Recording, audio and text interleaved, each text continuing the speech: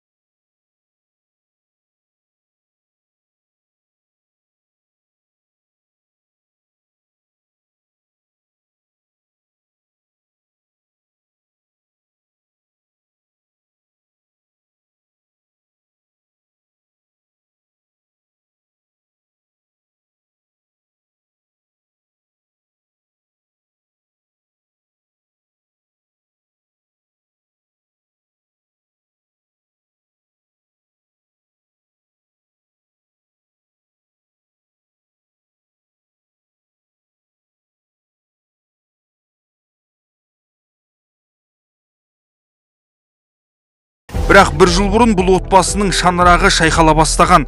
Айдың күннің аманында танымал спортшы Шавкат Рахмонов келіншегіне неке шартын ұсынған көрінеді.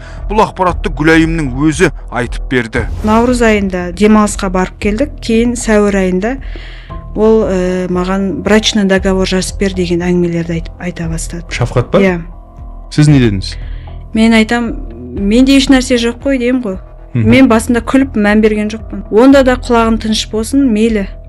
Шавкат егер мені дүние үшін жүрген адам деп ойласа, мен жазып берейін деп мен жазып бердім. Демек, Шавкат сізге неке келісім шартын ұсынды. Иә. Сіз қол қойып бердіңіз. Қол қойып бердім. Енді ол брачный договорда қандай мәтін болды, есіңізге түсіріңізші?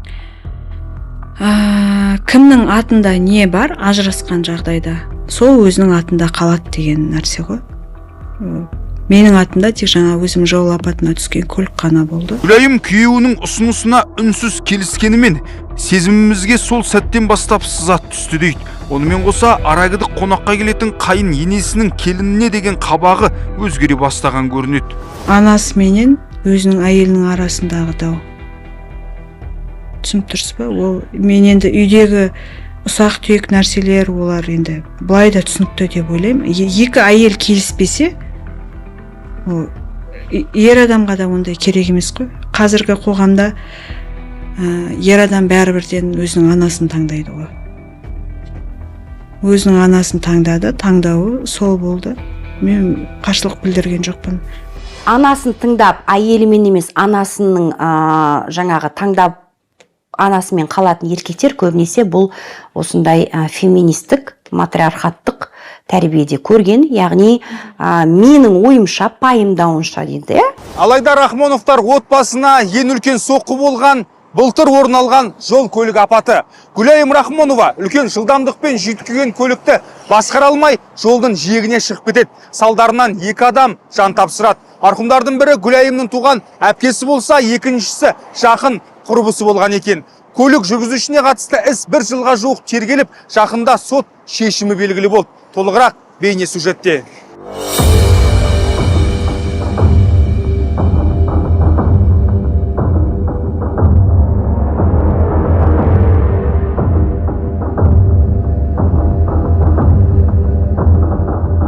Жолдың жиегінде аударылып жатқан бұл көліктің ішінде Гүлайым Рахмонова мен ұлы Керей, туған әпкесі мен құрбысы отырған. Апаттың салдарынан 2 адам қаза тауып, Рахмонова күдікті ретінде танылған. Марқұмның жақындары келіншекке кешірім берсе де, сот шешіміне сәйкес Гүлайым 5 жыл бас бостандығынан айырылды. Сол бір 2025 жылғы жол апаты сізге үлкен сынақ болды. және дәл қазір сізге енді көңіл көрген жерде дейді. Бұған дейін көріспедік, сізге көңіл айтам. Өйткені сол жол апатынан сіз әпкеңізден және құрбыңыздан айырылдыңыз, Иә. Сол бір күнге, сол бір сәтке оралайықшы, қиын болмаса. Қалай болды жол апаты? Неден болды? Біз өзіміз солай әңгіме айтып келе жатқанбыз. Арада бір 300 километр бар ма жоқ па, бір 2,5 сағаттық жер қалған кезде бір сондай бір доля секунды дейді ғой, бір кішкене бір ғана секундтар арасында осындай жағдайға не істедік, тап болдық. Мен есімді жиып көзімді ашып қараған кезімде ұлым жылап жатты қасымда. Мен ұлымның денесін барлығын ұстап көрдім көзімменен. Барлық жері сау болып не істеді. Кейін жайлап ақырындап бұрылып қараған кезімде менен где-то бір 10 метр дейіп шығар, 8 метр, 10 метрдей жерде мен туған әпкем жатты. Шу қаласының несіне, больницасына барған кезде айтты, я әпкеңізден айырылып қалдық деп. Ол кезде Шавкат қайда болатын? Ол кезде ол Алматыға келді. Ал Мен Көкшетауға шыққан кезде ол жұмыс бабымен Дубайға кетті ғой. бой Мен болды? бой болды деме. Асу Алмабаевтың бойы болды. Иә. Шавкат сізді демеп қолдады ма жалпы? Қолдады дегенде, енді ойлама еш нәрсе, бәрі арты жақсы болады. Енді сен оны біліп жасаған жоқсың. Сен сондай өзің бір іспен айналсам деп осындай жағдайға тап болдың деген. Әрине, ер адам ретінде. Жұбату сөздер. Ол енді міндетті түрде ғой. Араларыңыздағы кикілжін, ұрыс керіс қашан басталды? Осы жағдайдан кейін бе? Әлде дейін бе? Жоқ, дейін. Сол 2021-2022 жылдан бастап. Оған не түрткі болды? Ең бірінші түрткі сол анасы мен менің арамдағы келіспеушілік. Анамды сыйламайтын адаммен тұрмаймын, қанша бала болса да, деген сияқты сондай бір әңгімелер болды енді арамызда, ұрыста. Мен жарайды дедім, просто баланың ешқандай кінәсі жоқ, сенің міндетің асырау. Шавкат жол көлік оқиғасынан кейін абыройына нұқсан келеді деп уайымдады дейді бұрынғы келіншегі. Жол апатына түсіп, екі жақын адамынан айырылған Гүлайымға мынадай өтініш жасапты. Ол маған айтты, сен менің фамилиямды алып таста дейді, өзіңнен дейді. Оны саған кім айтып жатыр деймін ғой, кім айтты саған? Ол білесің ба қандай жағдайда алынады деймін. Екеуміз ажырасқаннан кейін заңды түрде мен өзім тегіме өтемін. Сол кезде қайтарылады. Жоқ, мен сенімен ажырасамын деп айтып жатқан жоқпын деймін. Енді сен біліп тұрсың ғой сондай жағдайда, кім айтып жатыр деймін. Соның жауабын ала алмадым. Дегенмен енді ойласам, сол өзінің жақындары айтады ғой, басқа айдаладағы адам келіп айтпайды ғой. Сондағы оның ойы, мен оның атына кір келтіріп апатқа түсіп тұрғаным, сол оған минус болып тұрған шығар деп ойлаймын. Ал енді сіз Шавкаттың не түйгенін қалайсыз? Осы маңыздырақ деп ойлаймын. Өйткені сіз белгілі бір мақсатпен келіп отырсыз ғой бұл алаңға. Сол жаңағыдай қолында бар кезде балаларына қазір балаларына керек кезінде көмегін берсін деймін. Басқа еш нәрсе емес. Енді мен ажырасқаннан кейін дымсыз қалмайын. Артында 4 бала-шаға бар. Болашағы үшін деп сұрадыңыз, Шавкат не деп жауап берді? Оған келіскен жоқ. Біз Шавкат Рахмоновпен байланысып көруге тырыстық, алайда оның көмекшілері аралас жекпе-жек шеберінің сұхбат беруге ықыласы жоқ екенін жеткізді. Ондай осы тақырыпқа ол вообще комментарий бермейді. Оған ондай қызық емес. Ол спорт жайлы даже сұхбат бермейді.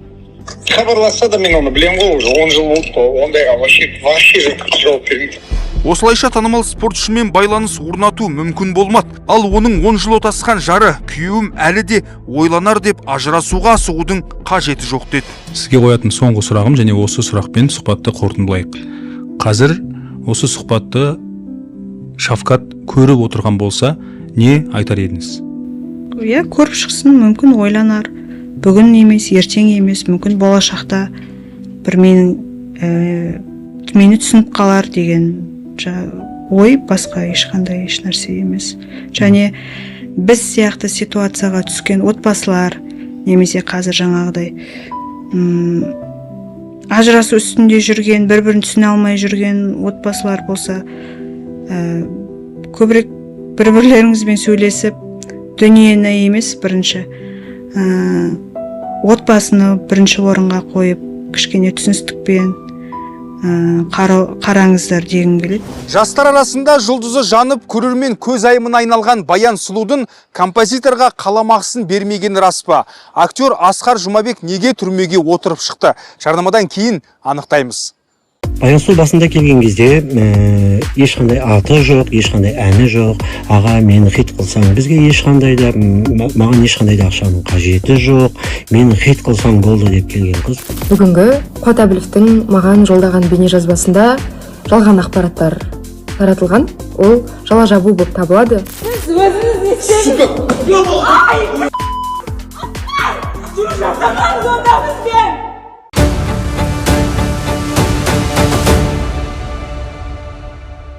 Алмай жатырмын, мен хабарландыру дедім жаңалықтардың соңында.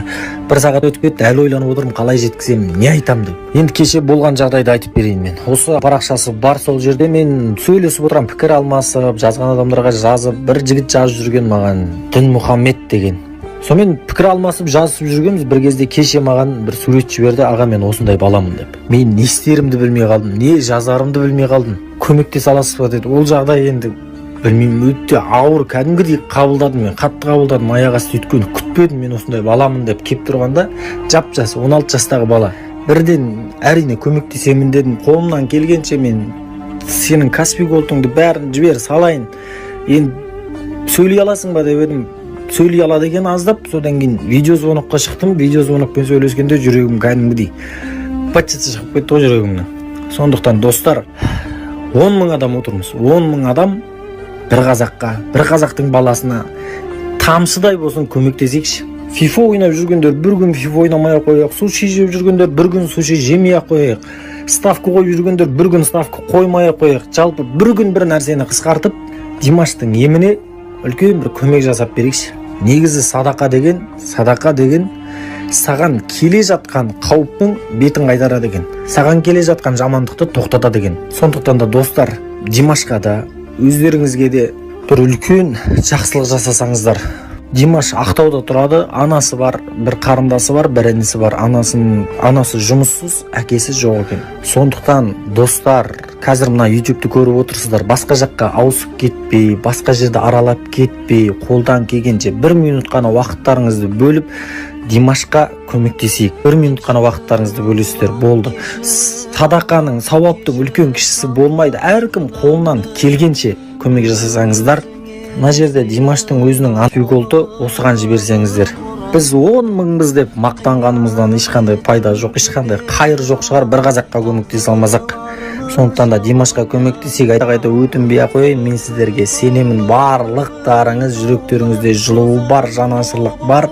Себебі сіздер қазақсыздар. Қазақтың қанында бар бір-біріне көмектесу деген. Димаш бауырымызға Алла тағала жар болсын, шипа берсін. Ал Димашқа көмектескендерге Алла разы болсын. Рахмет. Ассалаумалейкум, қадірлі, мен атым Дінмұхаммед, Ақтау қаласында тұрамын. Емді мен Турциядағы ақша жинауында 13 миллион қалды. Волонтер көмектесе берсін.